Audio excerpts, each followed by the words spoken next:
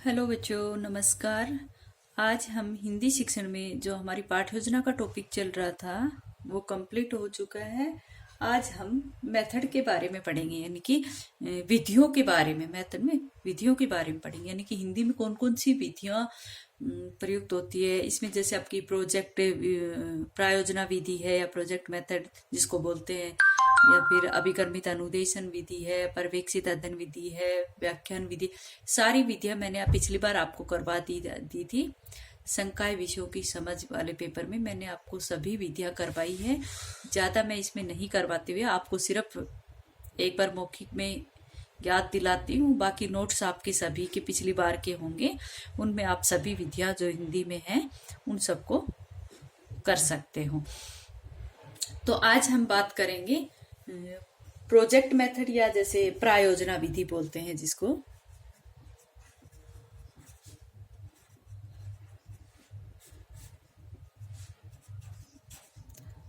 प्रायोजना विधि क्या होती? Project method या प्रायोजना विधि, ये जो इसको ही प्रोजेक्ट मेथड कहते हैं, इसको ही योजना मेथड कहते हैं, योजना विधि कहते हैं, इसको ही आयोजना विधि के नाम से भी जाना जाता है। पिछली बार मैंने आप सबको ये बातें समझाई थी। जो प्रोजेक्ट शब्द है वो इंजीनियरिंग विज्ञान की देन है, और सर्वप्रथम प्रोजेक्ट शब्द का जो प्रयोग शिक्षा के क्षेत्र में 1908 में अमेरिका के स्टेट में बोर्ड ऑफ एजुकेशन में किया गया था। मैंने बकायदा ये नोट्स आपको पहले ही बनवा दिए थे, पिछली बार देखना अपना। जो आधुनिक समय में जो प्रयोजनवादी विचारधारा थी, उससे इस प्रायोजना विधि का जन्म हुआ था। अब इस प्रायोजना विधि के जो जन्मदाता है विलियम किलपैट्रिक है, लिखवाया था मैंने। जन्मदाता कौन है?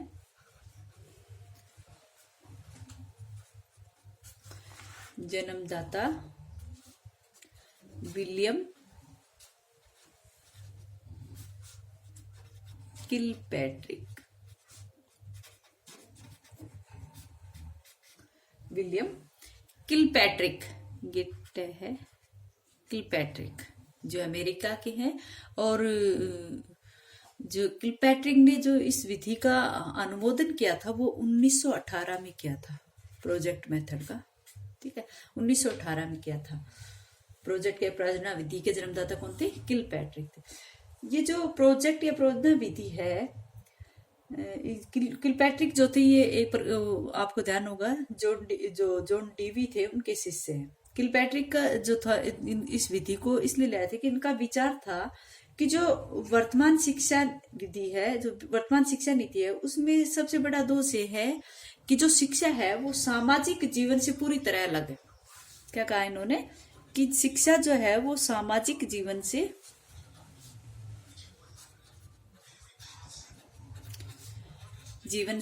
अलग है। इसलिए इन्होंने कहा कि शिक्षा यानी वर्तमान में ऐसी शिक्षा पद्धति होनी चाहिए जो पूरी तरह से सैद्धांतिक हो और व्यवहारिक जीवन से संबंधित हो, जिसका व्यवहारिक जीवन में कुछ ना कुछ संबंध हो। इस तरह की शिक्षा होनी चाहिए।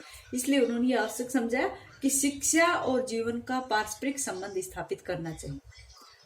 इस दृष्टि से उन्होंने प्रोजेक्ट मेथड का आविष्कार किया। ठीक है, जो प्रोजेक्ट मेथड है, वैसे इसको ये माना जाता है कि इसके लिए शिक्षक पहले बालकों के सामने एक समस्या उत्पन्न करता है, उसके पश्चात उन बालकों को समस्या को सुलझाने के लिए दे देता है कि भाई अपने आप समझाओ। सुलझाने के लिए सभी बालक अपनी अपनी रुचियों के अनुसार उसकी समस्या का समाधान करेंगे, और इससे क्या होता है कि वो विषय से संबंधित जो स्वाभाविक ज्ञान है वो उन बच्चों को आएगा। ठीक है, तो इस तरह से यहाँ पर प्रोजेक्ट मेथड का प्रयोग इन्होंने किस लिए किया था कि इसको जीवन से संबंधित किया जाए, यानी कि प्रोजेक्ट जो है वो सामाजिक वातावरण में संलग्न करके बढ़ाया जाए। इसका यही उद्देश्य था, किलपैट्रिक जी का यही उद्देश्य था। या फिर हम कहें कि जो ये जो प्रायोजना विधि है, ये एक ऐसी योजना है जिसका प्रयोग किसी उद्देश्य को पूरा करने के लिए किया जाता है। किसी भी कार्य का जो प्रतिफल है, कौशल है, या कोई भी मॉडल रूप में बनाने में पूरी तरह जीवन की वास्तविक परिस्थितियों से संबंधित करते हैं। इसका उद्देश्य यह है कि ये योजना बनाई इसीलिए जाती है कि वो जीवन की वास्तविक परिस्थितियों से संबंधित हो सके।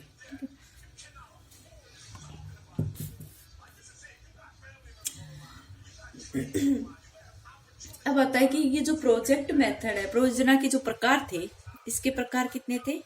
पिछली बार मैंने करवाए थे आपके, 2 प्रकार हैं। पहला है व्यक्तिगत योजना,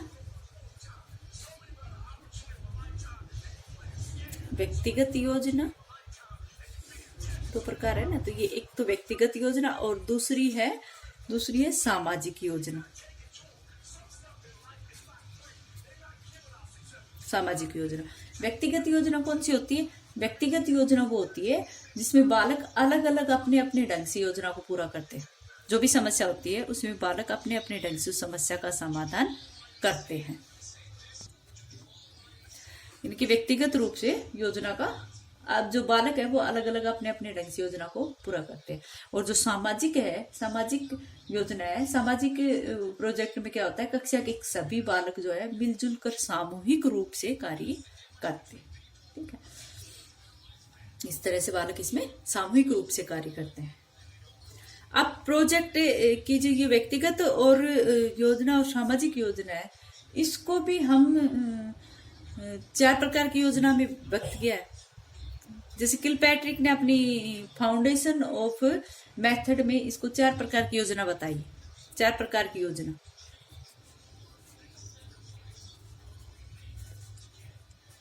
किसने बताई? किलपैट्रिक ने 4 प्रकार की योजना बताई, जिसमें पहली है रचनात्मक।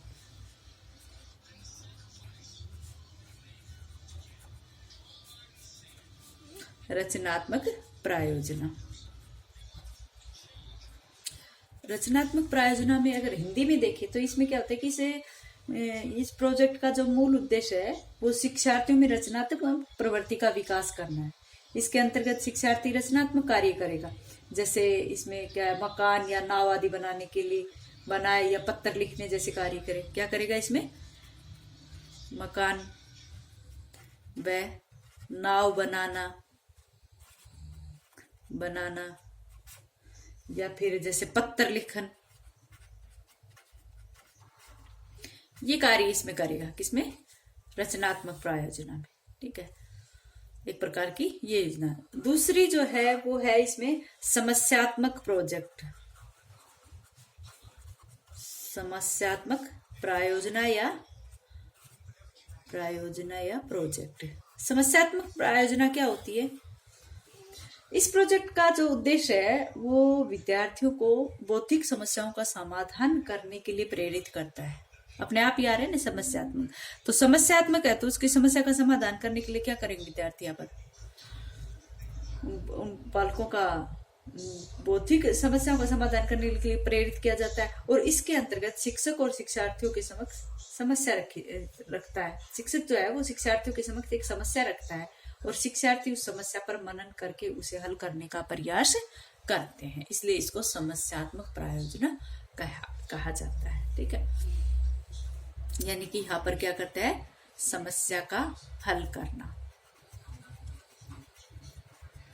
अध्यापक रखता है और विद्यार्थी इसको सॉल्यूशन करते हैं। ठीक है, तीसरी प्रकार की जो हिंदी में जो अपनी प्रयोजना विधि है उसमें आता है कि रसास्वादन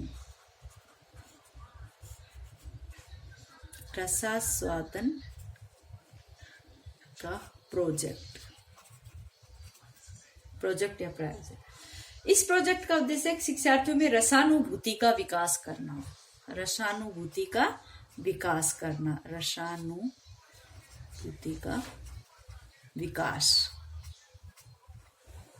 रसानुभूति का विकास। और चौथी प्रकार की जो आती है वो है आपकी रसास्वादन आएगा, रसास्वादन करती है ना, रसास्वादन का प्रोजेक्ट या रसास्वादन की योजना, इस तरह भी कर सकते हैं। और इसमें क्या करता है विद्यार्थी? विभिन्न प्रकार की जो कविताएं हैं उनकी रचना करे या उनको लिखे या गाए उसको प्रस्तुत करेगा। तो यहाँ पर एक तो जैसे गाने में लय और ताल से उसको रसानुभूति होती है, एक सुनने में भी। तो इस तरह से रसास्वादन का प्रोजेक्ट यहाँ पर सुनने वाला भी और यहाँ पर यानी कि प्रेजेंट करने वाला दोनों की ही रसानुभूति का विकास यहाँ पर होता है। ठीक है। और लास्ट है इसमें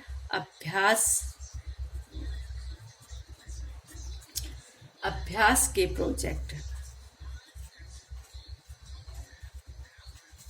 अभ्यास के प्रोजेक्ट में क्या होता है कि इस प्रोजेक्ट का उद्देश्य ये पता लगाना होता है कि विद्यार्थी किस सीमा तक ज्ञान प्राप्त कर रहा है, किस सीमा तक उसमें कौन सा कौशल विकसित हुआ है।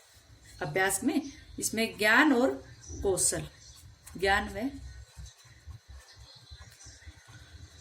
कौशल, इन दोनों बातों का ध्यान रखना पड़ता है कि भाई विद्यार्थी ने किस सीमा तक किस कार्य को करने की दक्षता आ गई है, या किस तरह के ज्ञान को ग्रहण उसने कर लिया है।